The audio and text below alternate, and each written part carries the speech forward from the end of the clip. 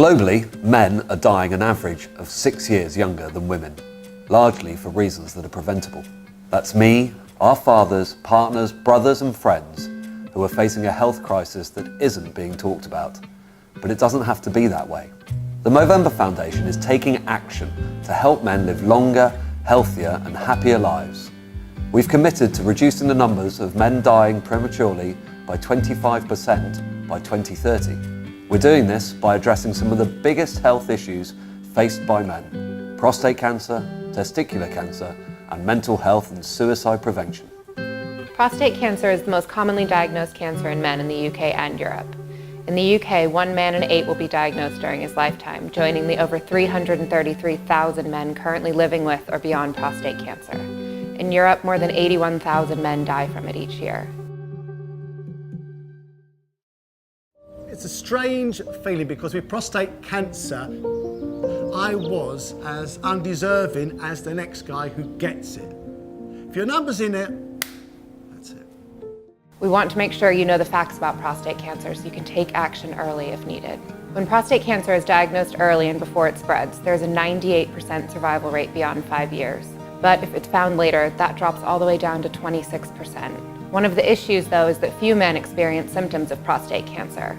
While some may experience trouble with urinating or sexual function, many times signs are first detected by a doctor during a routine checkup. 50 is the age men should be having conversations with their doctor about prostate cancer, particularly asking about PSA testing, which is a simple, routine blood test to measure your level of a protein called prostate-specific antigen. 45 is when men who are Black or have a family history of prostate cancer, like a father or a brother who've been diagnosed, should be talking to their doctor because that man is 2.5 times more likely to get prostate cancer. Knowledge is power, and early detection is key. Testicular cancer strikes young. It's the most common cancer in men aged 15 to 49 in Europe and the UK. And diagnosis rates have grown by more than 50% over the past 30 years. In Europe, more than 20,000 men are diagnosed each year. I've had testicular cancer twice, first when I was 26. And I didn't know any of the signs really, or the risks that I face. When I found a problem, I took action straight away, which ultimately saved my life. So guys, get to know your nuts. Give them a feel every month or so you know what's normal and what's not for you. It's pretty simple. We recommend doing it in the shower. Once you're nice and steamy, roll one nut between your thumb and fingers to check for lumps, bumps, swelling or pain, then repeat with the other nut. If you do notice a change or something that doesn't feel right, talk to your doctor. Don't panic, but do get it checked out.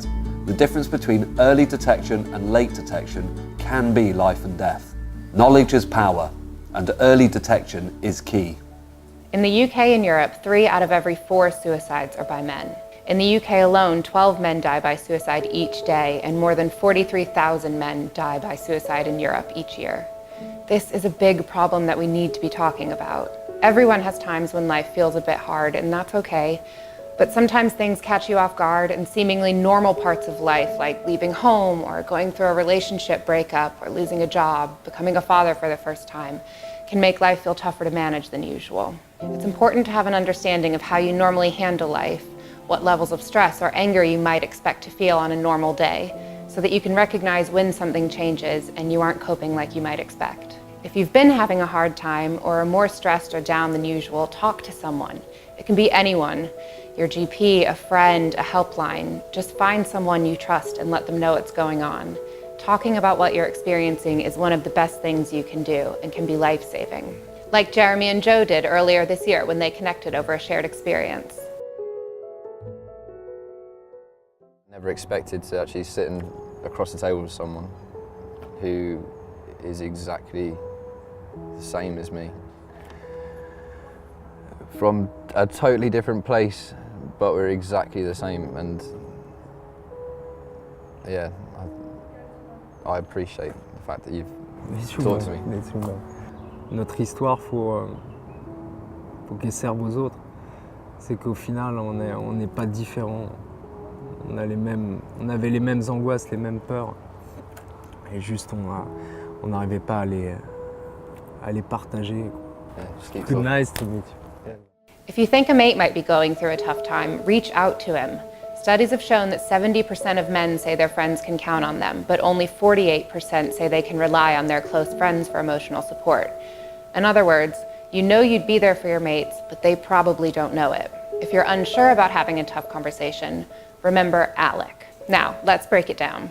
Ask. Start by asking him how he's doing. Maybe mention something you've noticed about him that's made you think something might be wrong, like he's drinking more or not showing up to your regular football practice. And don't worry that you'll make him feel worse by bringing up your concerns. It's the best thing you can be doing for him. Listen. Listen to his response openly and without judgment.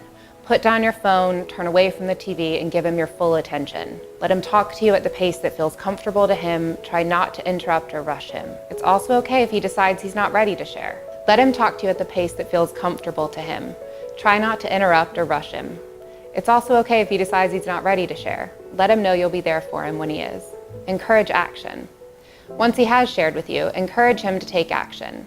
You don't have to know the right answers, but you can help him explore his options for the right next step. Maybe that's talking to his GP or his partner or doing some research online. Or maybe you've given him all the help he needs this time just by talking to him. Great. Let him know he can come to you again if something feels tough, and don't shy away from bringing up what you discussed when you talk to him next. Check in. Whatever his next step is, check in with him after you chat. Send him a text to ask how he's getting on, or let him know you've been thinking about him the next time you see him.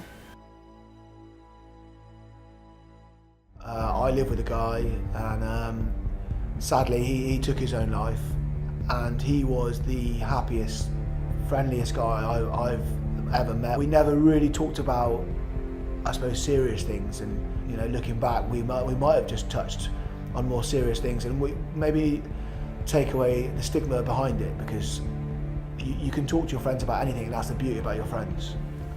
Another way to keep yourself strong mentally and physically is by getting out and moving more. Exercise can have a great impact on how you feel, and we aren't even talking about running marathons or cycling for hours each day. Even the smallest move, like getting off the bus a stop earlier or taking the stairs instead of the lift, can make a difference. Then, remember these 5 things. Know the numbers. Know thy nuts. Make man time. Talk. Move more. Sign up or donate at Movember.com.